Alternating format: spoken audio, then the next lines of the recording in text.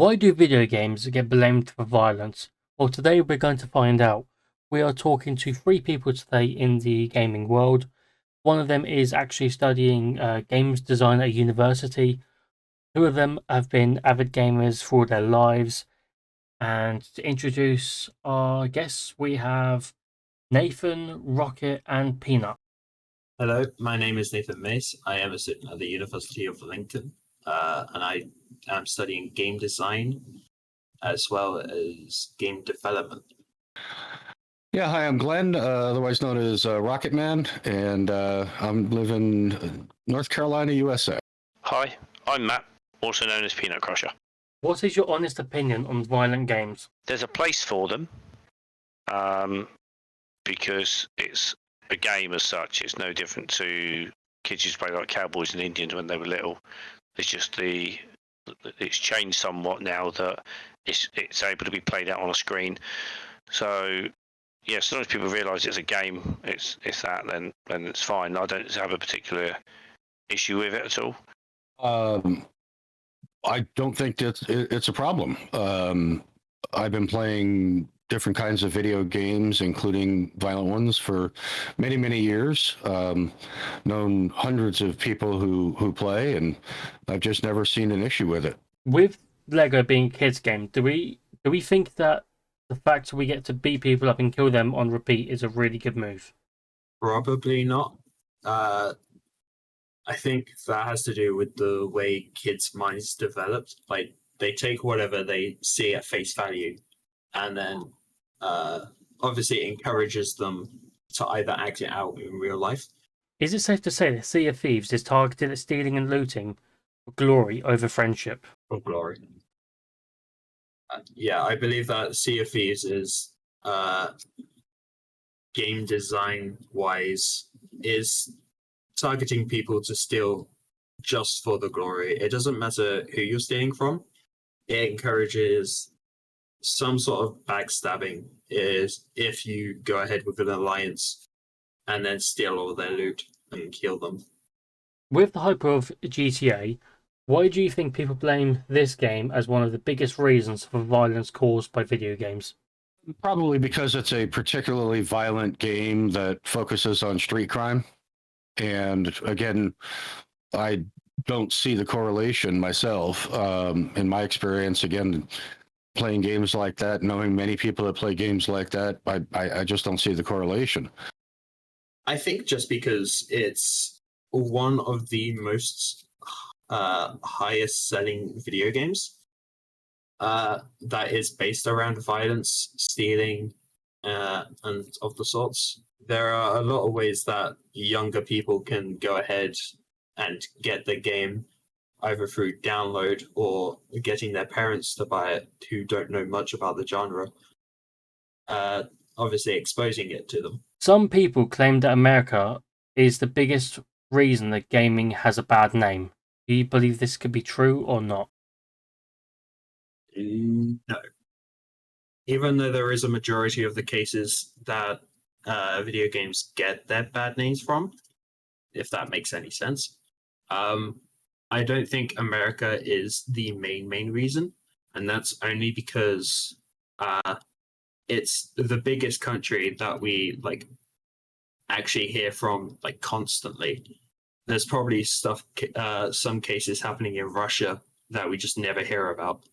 The biggest country in the world, and we just don't hear about it that often. No, I don't necessarily see that. There's many games that are developed in Europe and in Asia, Canada even, that are the same kind of genre, more violent video games, that sort of thing, come from all over the world. What do games mean to you? Games mean quite a bit to me, only because I grew up with them. And as I grew up with them, I kind of realized how they're made, saw some interest in them, and then I'm now researching them and making them by my own at uni. So I think they would mean quite a lot if I decided to go down that path. To me, it's a combination of escape fiction, sort of like reading a book or watching a movie or something like that, except that you get to be more of an active participant in it. And with things like what we have here, Discord, we're able to meet people and make friends with them that normally you wouldn't have met. Like your father and I are very good friends. We've never met in person, but we've known each other for years. Games, I would say, are a sense of escapism, a sense of the ability to spend time with friends, to chill out, etc. So, for me, some people would find that the idea of going to the pub and having a few drinks as a way of socialising, that doesn't really appeal to me. Socialising within a gaming network and having a good time, relaxing and having fun, that's what it is to me. And again, some people look at it and go, "Why would you want to do that?" And I was like, "Well, you probably haven't tried it, or you've dismissed it before you have, and you're not hurting anybody." Is Star Citizen a game based on piracy and violence? If so, is this a good or bad thing? Star Citizen is based on a fictional lore about people trying to get by, in areas that don't necessarily have the same kind of laws and government that we would expect in a free country on Earth. So, is there piracy in it? Sure. Do you have to play that way? No, of course not. You can choose to be a good player or a bad player, and it's really just like a movie, right? You're making up your own story. There's a good guy, there's a bad guy. Some people gamble money on games like FIFA. Is it safe to say that Star Citizen is like this with their ship prices? I don't consider it gambling. I think gambling in games can be very risky.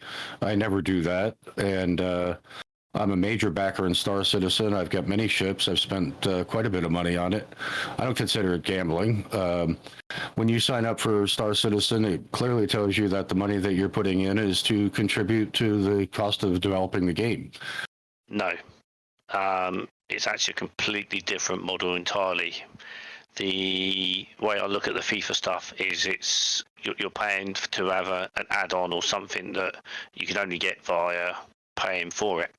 The difference where Star Citizen is concerned, that the backers that buy the ships, whether they be just a starter pack or a bigger ship or whatever, that money is going directly towards development, and they're purchasing that to enhance their development.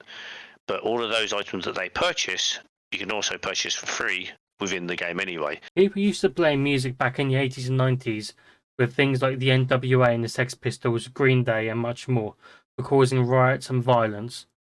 Are we seeing this trend come full circle again, but with gaming instead of music now? Yes. And I personally think it's because it's like a big media. Everyone knows of games. Slightly people less have heard of video games, but that's only like a small majority. Over I don't know how many people play video games, but that is quite a big number for the people who do. And most of them are violence related. Some of them are really chill, like Terra Nil. But I think the case is also before video games, films may even be a case for that. Yeah, I think it's a case of every generation looks for a reason to blame the ills for the next generation.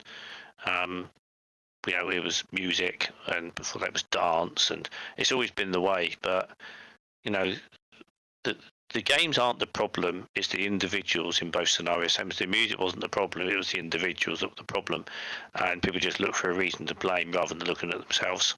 As someone that grew up in the 60s and 70s, I can remember those days. The cases that they came up with were just it was crazy. A lot of that, I think, is people with good intentions trying to do something, but they really don't understand the situation, and so they look for someone to blame, something to blame. And they latch onto that, and I think it's very similar. I'm afraid. There is nothing to be afraid of, Mr. Morgan. Take a gamble that love exists and do a loving act.